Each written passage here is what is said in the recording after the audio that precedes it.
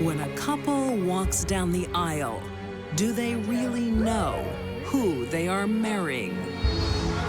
A California beauty discovers her sugar daddy isn't really that sweet. He wasn't looking for a companion or a loving wife. He was looking for a sex slave. Put your head down! A young frontier mom chops up more than wood. Charlie's brothers, they found greasy ashes, and then they started finding his body parts. And a Sydney woman gets the last word in her volatile marriage. It was a stupid argument, and one split-second decision led to this terrible outcome. When these deadly women tie the knot, their love soon turns to hate. They become brides of blood.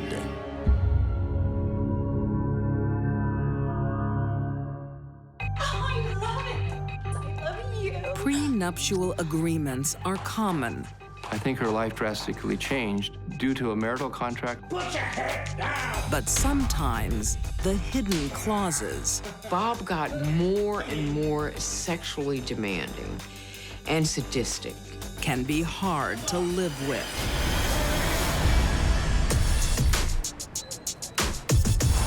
Los Angeles, a mecca for countless beauties hoping to make it on the big screen. In her 20s, Andrea Clare was one of the hopefuls. She had been a bit player in a lot of TV shows and movies. She had some beautiful photographs of herself, facial, bathing suits, different costumes. She was in plays. She listed movies. But the odd role as an extra doesn't pay the bills. Do you like this tie?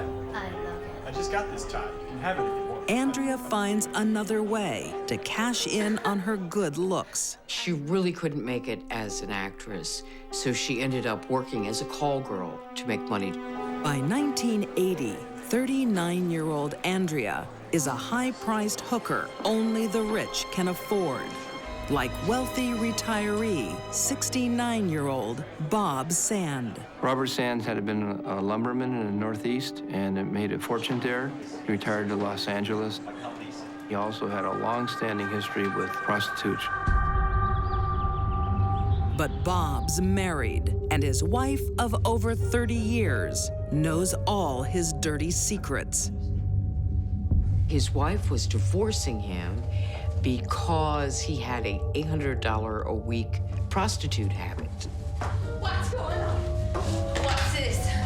I'm sick to death of this waste of money. And she was just not comfortable with that, needless to say. I want a divorce. Clarence! After losing his wife, Robert consoles himself with a live-in hooker. So that's how Andrea came into Bob Sands' life. Even a chronic leg injury that confines him to a wheelchair doesn't stop Robert's wicked ways. Has Andrea on tap and can't get enough. But a full-time call girl is costly. The shrewd businessman takes advice from his accountant. You are so much fun. It got to the point where it was so expensive that his accountant recommended that he stop spending money on her each month and marry her to save money. It's a proposition that Andrea jumps at. She is approaching the big 4-0 and knows her days of living off her looks are numbered. Bob Sands was 30 years Andrea's senior. They were introduced by Andrea's madam. I think you have a good boy. This is not a good recipe for a happy marriage. I like you. It's Bob's second marriage, but the 5th time for Andrea. She did have a power over men. She had a way about her. She was real sensual, and she would, for lack of a better term, suck you in. What about tomorrow? She used her charm, her beautiful body and face, to get the attention of men and to get them to marry her.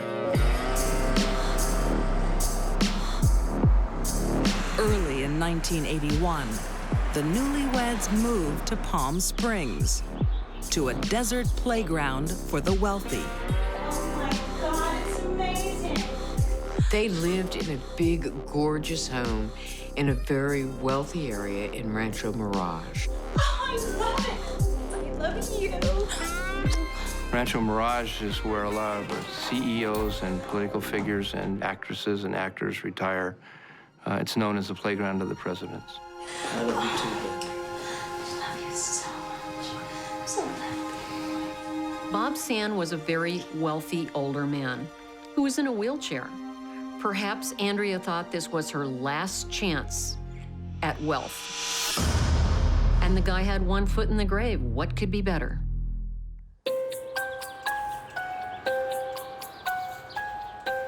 But Andrea's new pampered life comes with strings attached.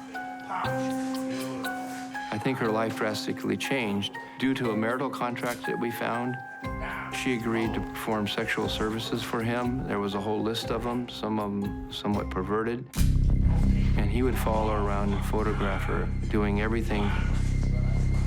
Andrea has a wedding ring, but is still being treated like a prostitute who must be available 24/7. He put a stop to her social life. He wouldn't even take her out for dinner or let her play tennis outside. He wanted her all to himself. According to Andrea, Bob got more and more sexually demanding.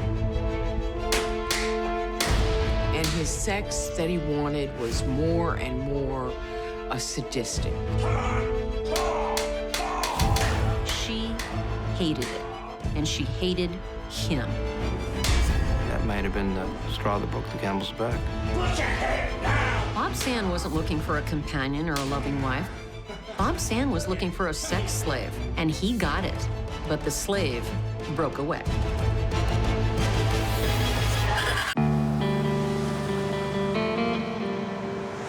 Rancho Mirage, Palm Springs, 1981. High-class prostitute, 39-year-old Andrea Sand, marries her rich client, 69-year-old Robert. Just help me out. Help me out. But moving up in the world isn't what she expects. She thought it would be a life of luxury, and instead it was a life of somewhat sexual slavery, and she just couldn't stand it anymore. Even though Mr. Sand was in a wheelchair, I think he was a very demanding person, and he exercised control over primarily financially. Andrea is not a woman to be trifled with. She stands up to Bob. Bob told friends and his lawyer that he was getting sick of Andrea's temper, that she could be abusive.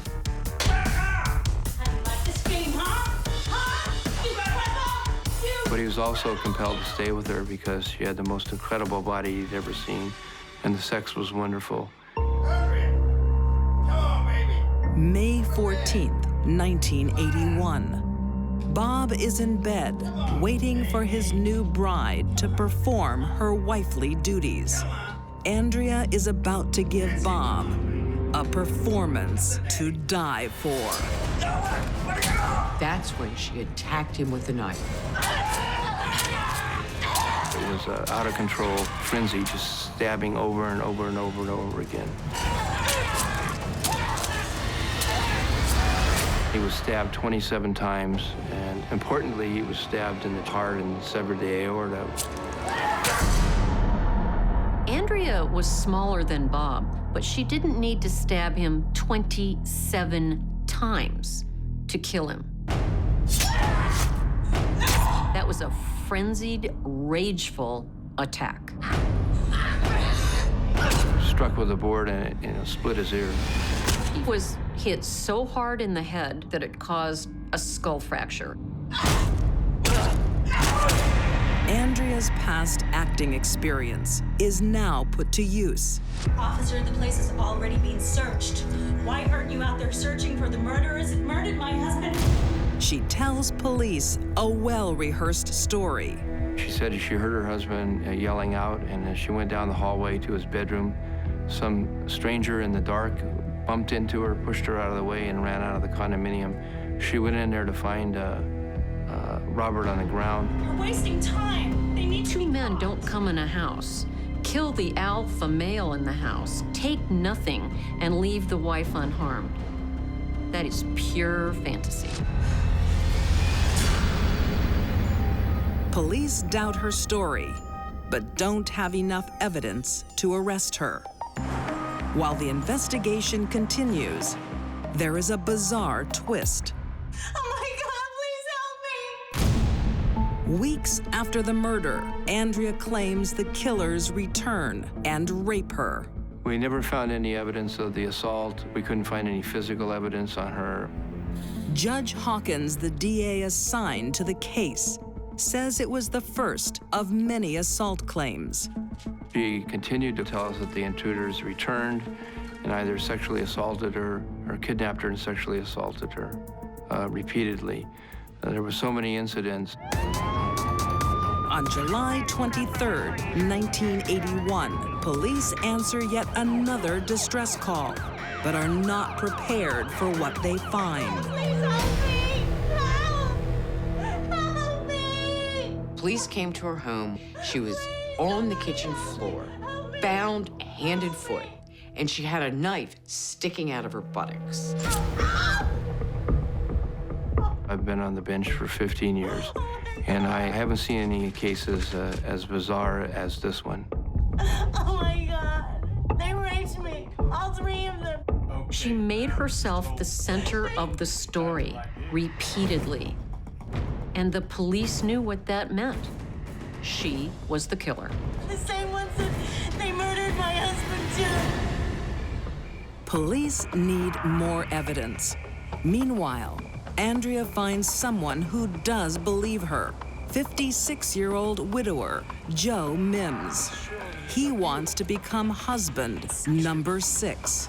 He took it upon himself to try to protect her from the return of the intruders who kept kidnapping and assaulting her. Judge Hawkins tried to talk him out of the wedding. He became irate and suggested that I spend my time trying to find the intruders that keep returning and assaulting her, the real murderers, and stop harassing her. 10 months after she buries husband number 5, and with Robert's murder still open, Andrea marries for the 6th time. On Halloween 1982, Andrea takes her new husband, Joe, out on a late-night picnic. A reward for his love and protection. So Joe thinks, well, this is the best thing going. Just relax, relax. Suddenly, he feels a crack on the back of his head.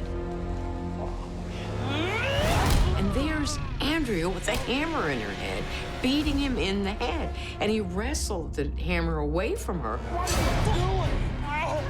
At this point, Andrea was really out of control. She wasn't thinking clearly, and finally her lies caught up with her. It's the break police have been waiting for. The fact that she tried to kill him was a real game changer. It was the evidence that we needed to really go forward on the case.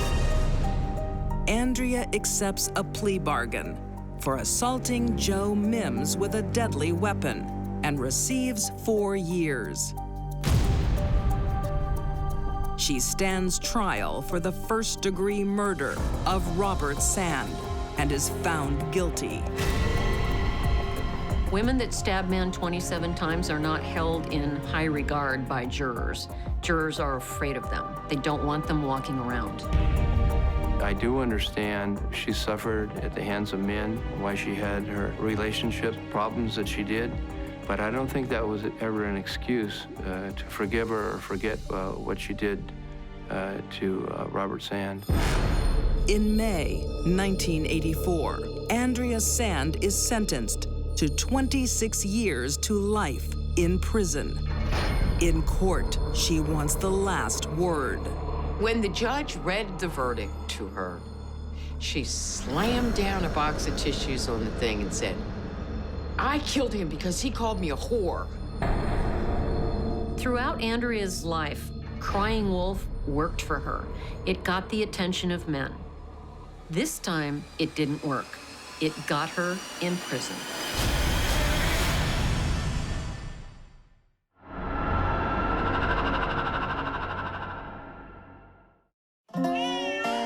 When life is full of disappointment Whether he was abusive, she was abusive, nobody knows anything. and hardship, Really, everything you got, you had to work so hard for it. the most unlikely women can snap. Was it self-defense? Was it jealous rage? Was it cold-blooded murder?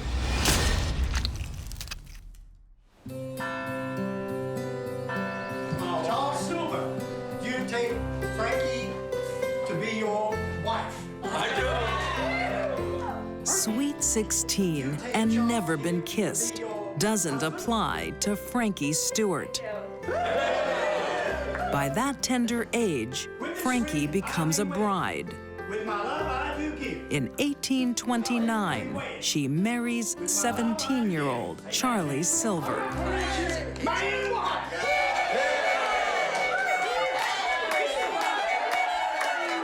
She supposedly was beautiful and she had charm. A likable person. I don't think that she ever had a bad reputation, to my knowledge. She was really, really smart. In these days, teenage marriages are more an expectation than a scandal. Conditions at the time were such that in most families, people tended to marry young if they could.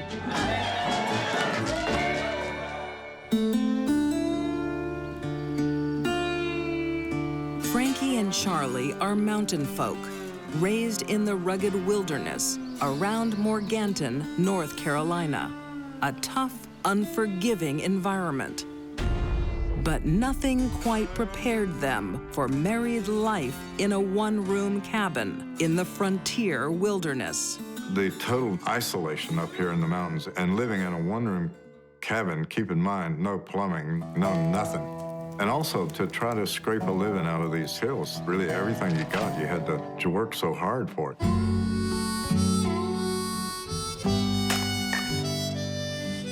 Frankie is bred to cope with hard work, even when she gets pregnant, only months after marrying.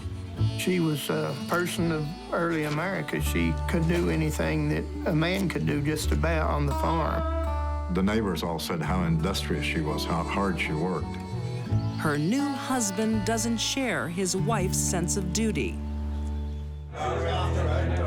He is more of a good time guy. There also is a lot of evidence of how Charlie loved to drink. He was real popular in the area. They said that he was popular with the young ladies. Frankie was stuck out in the mountains with a husband that drank too much and chased women. Don't worry, Dad, we'll be home soon. So, Charlie, where are you? The harsh conditions and the two-timing Charlie are straining the relationship. Frankie is left to fend for herself and their baby daughter, Nancy. I think Frankie and Charlie had cabin fever. He was sick and tired of living in that tiny little space, so they had a new baby, and for a strapping young man, he just couldn't stand it, and he was drunk and disorderly. Frankie and Charlie were very young and immature when they got married and became parents. The pressure is too much for the teen. Frankie turns to her father, Isaiah. A woman's opportunities were limited in those days, and so she was really at the mercy of two different families, her own family and her husband's. When we first got married, we were so happy. Dad thinks he has the answer. Convince his drunken son-in-law to sell his property so the family can use the proceeds to head out west. A fresh start. They wanted Charlie to sell his part of the property and convert it to goods that they could all go west on. But Charles didn't have any mind at all to go west. He didn't want to go. Frankie's hopes of a new life are dashed. Really, come Until 3 days before Christmas in 1831, when her husband doesn't return from a hunting trip. Charlie's descendant, Bobby McMillan, has heard the story since he was a little boy. His daddy was really alarmed, and he put out the word and got some of his boys together, and they started asking around for anybody that had seen Charlie. Nobody had. And nobody will, not as they remember him.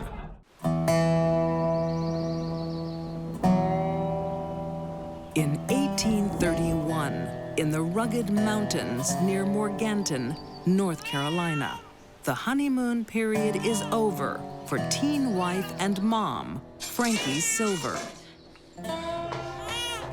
2 years into her marriage, she resents being home with her young daughter, while 19-year-old Charlie drinks and plays around. Charlie was a good time, good old boy. And of course, there also is a lot of evidence of how Charlie loved to drink, too.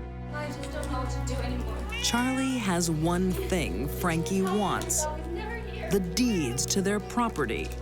Frankie and her dad urge him to sell his land and move west. But Charlie won't go. What am I supposed to do? Her father kept on to her to pressure Charlie into moving, and she might have pressured him into getting really mad.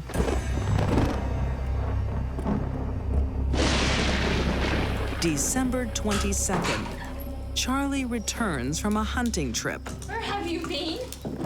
to an angry wife. There was an argument. Oh, right, yeah, and you've gone for days. No one's sure exactly what happens that night. Hey, back you, lazy, nothing's being done. Been getting the Just shut up. But one theory suggests both of them snap. being lazy. Charlie is under pressure to sell and please his wife's family.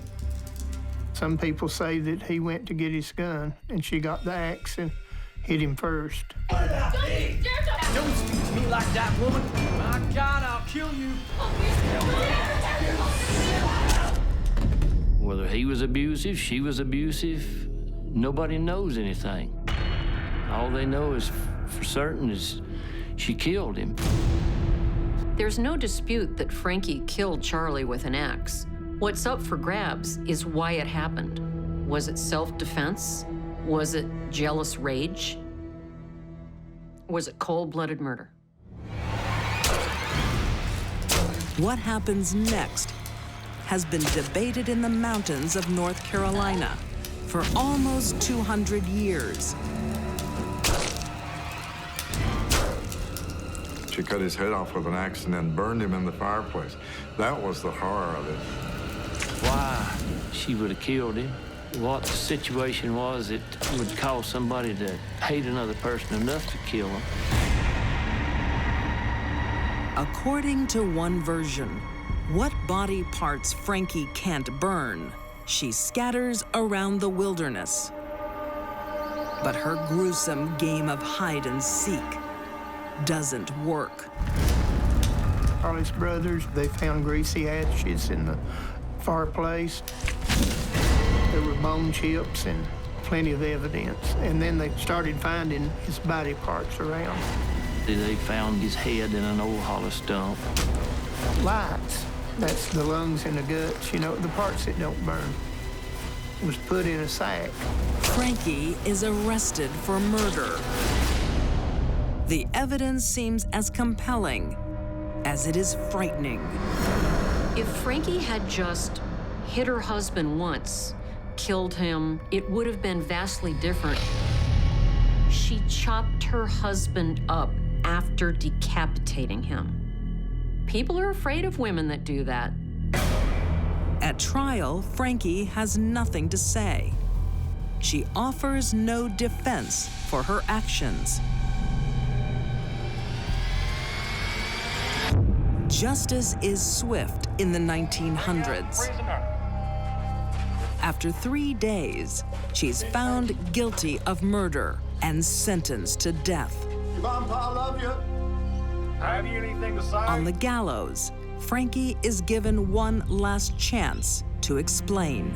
They asked her if she had anything to say, and she told them that she did. And just as she went to open her mouth, Die with it in you, Frankie. Die with it in you.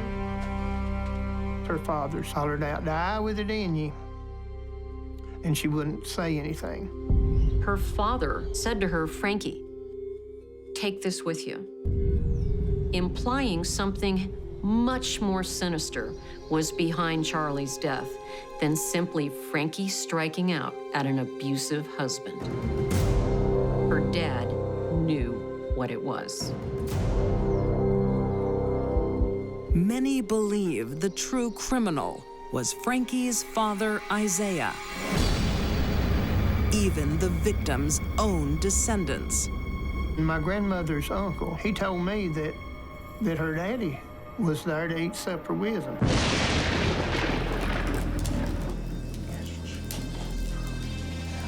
And Charlie, he laid down on a sheepskin rug in front of the fireplace and played with the baby a little while, and they both fell off to sleep. And her daddy said, "Now's your chance, Frankie, now's your time." According to folklore, it's Isaiah who goads Frankie to murder. Finally, she just said, "I can't do it." Said, "I can't kill him." And her daddy said, "If you don't kill him," said, "I'll kill you." If you don't kill him, I'll kill you. She felt threatened enough that she'd give him one blow to the head. Do it.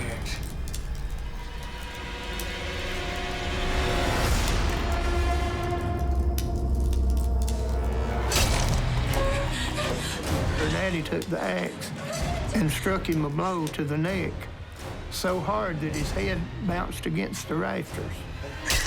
Many believe Frankie had nothing to do with cutting up her husband. He done the dirty work, that he chopped him all to pieces.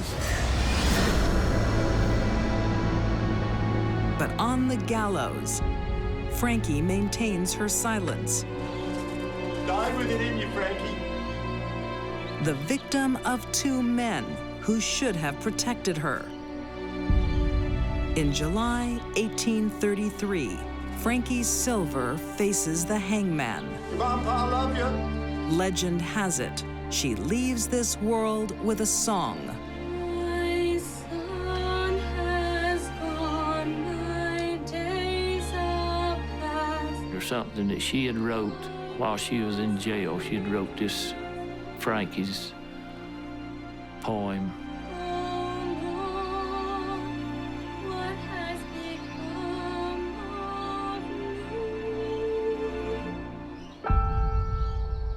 Frankie's poem becomes a nursery rhyme in the area, passed down generation to generation.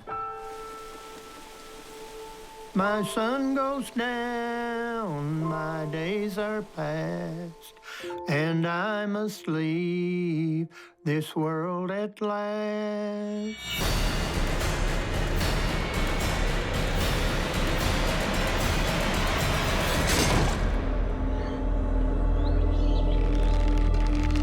Although there is still debate over who dismembered her husband, time has healed the wounds. Now there is great sympathy for Frankie, who many believe gave up her life to protect her father. To this day, there have always been people at the time and throughout history who felt she was unfairly dealt with because it was a woman fighting back at a time when women had no rights. Women could not do that. The truth of the matter is, if it was self-defense, there was no way Frankie was not going to be held accountable for it. This was a misogynist mountain society. Frankie didn't stand a chance. It's in your head. When a couple can't cope with life together, If ever there was a hot and cold relationship, this was it. and they can't survive apart, I don't know how this situation could be any worse than these two people made it. something has to give. It was the spur of the moment. It was a terrible, stupid, drunken mistake.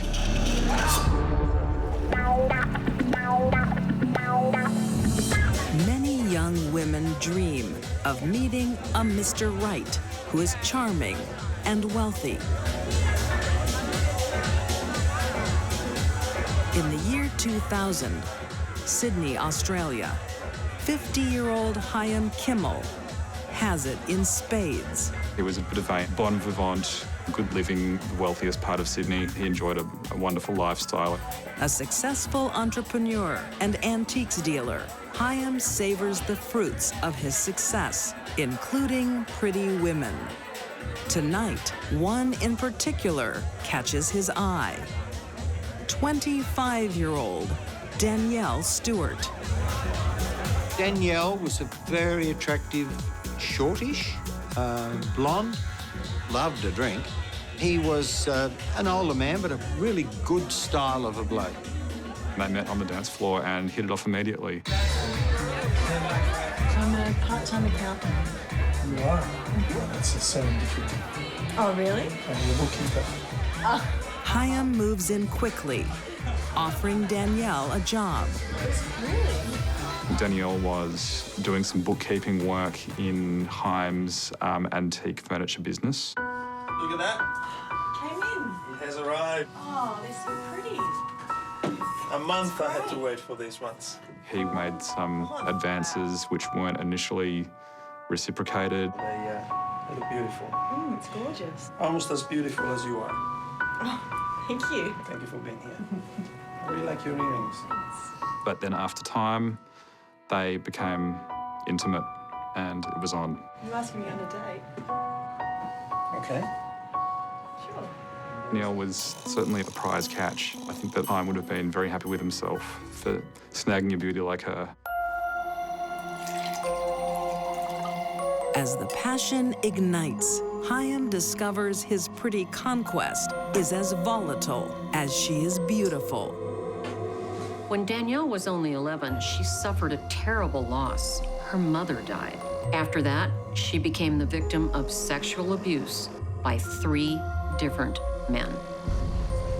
By the time Danielle was a young woman, she was very disturbed. What are you doing? I'm just... I like my wine, thank you. Danielle has an inability to cope with the ups and downs of life. Why are you doing that? She has a borderline personality disorder. Can you stop trying to control me all the time? It's in your head.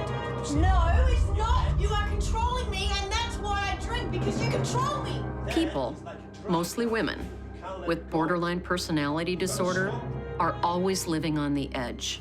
They love drama. You're drunk already. And that's fine. I'll take my wine and go. If ever there was a hot and cold relationship, this was it. One minute they're yelling and screaming at each other, and then they'd be lovey-dovey and back within each other's arms.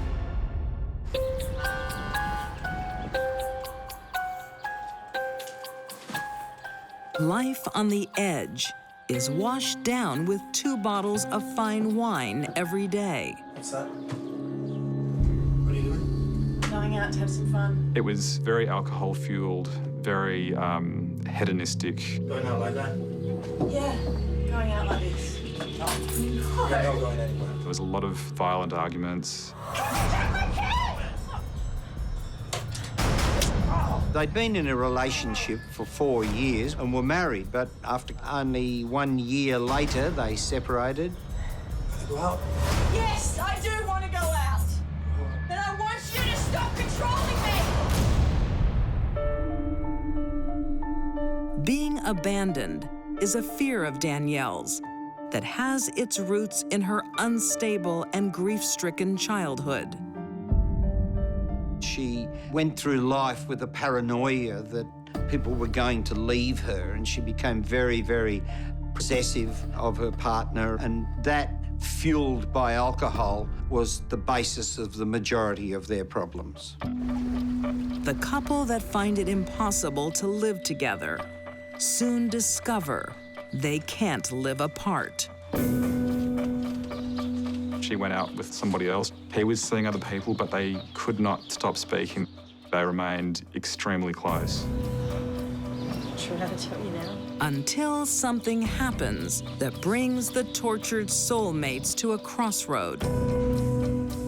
Danielle gets pregnant by her new lover. And the new fellow wants to settle down and start raising a family, which incidentally was Danielle's greatest dream, was to have a family. But she is still drawn to Chaim uncontrollably.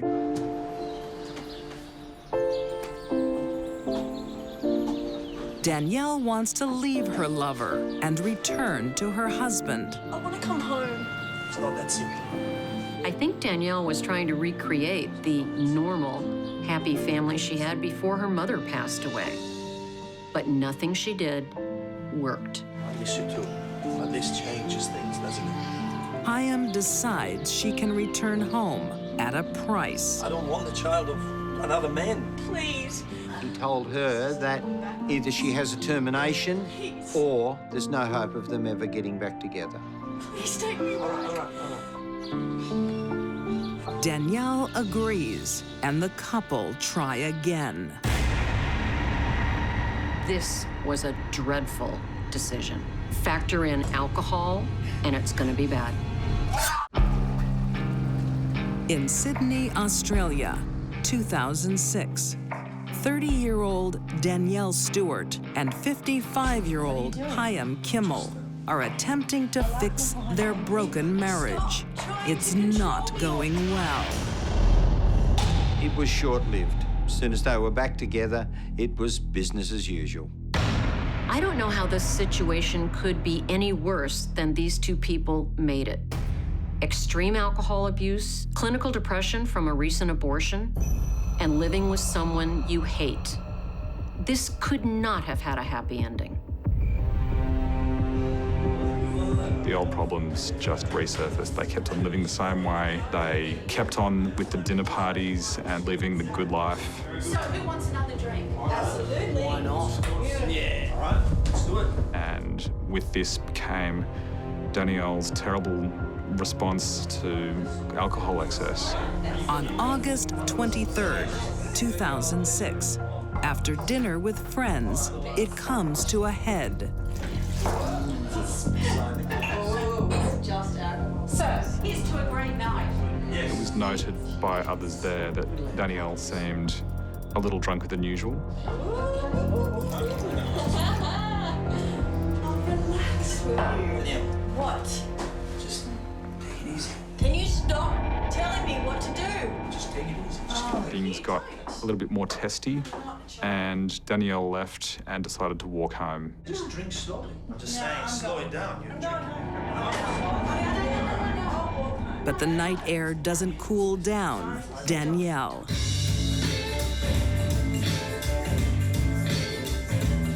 When Chaim returns home, the argument boils over. It had something to do with him telling to turn the music off. I like the music loud. Neighbors are asleep. It had something to do with him having changed the password on the computer. You changed the password. You're trying to control me. I changed the password because you get into my emails and I lose There was emails. apparently an ongoing issue in their relationship. He would change the password so that she couldn't get into his business emails. It is right. You're trying to control me again. Stop it. Danielle does not back down. Get out. Get out of my house. Fight turns physical. She starts to physically attack him. It escalated, and then she, in the heat of the moment, picked up an old antique knife, or decorative knife, picked it up and stuck it in Chaim twice.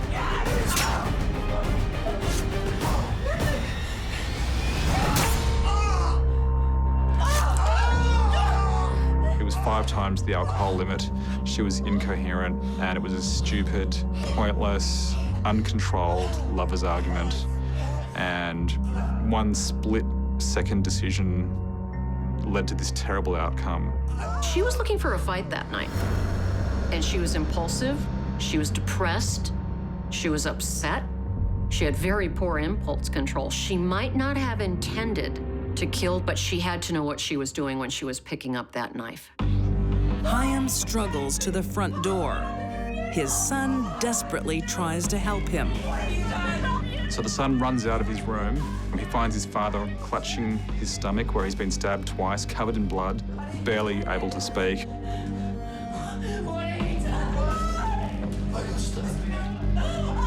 Hyam's son considers retaliation.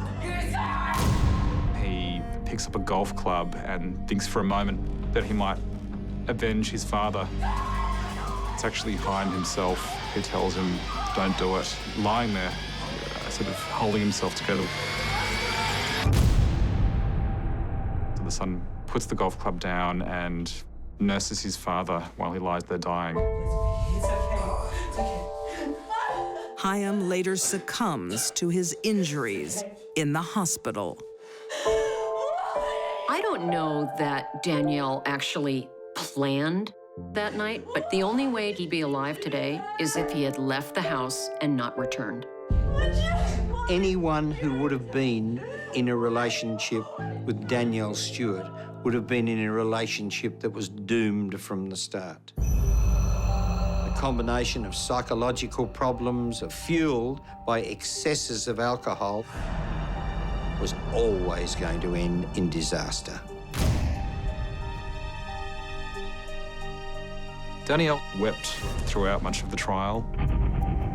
It was very clear that she completely regretted what she'd done and that she wanted him back, and she felt quite horrible. Danielle Stewart is found guilty of manslaughter. Sentenced to 6 years and 4 months in prison.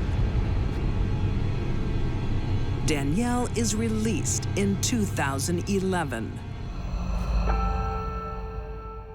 I believe it was fair, although I spent every day with Hyam's family and I really, really feel for their loss, and nothing can ever make up for that. Borderline personality disorder, a bad relationship, lots of alcohol, and clinical depression don't mix well. Danielle proved that.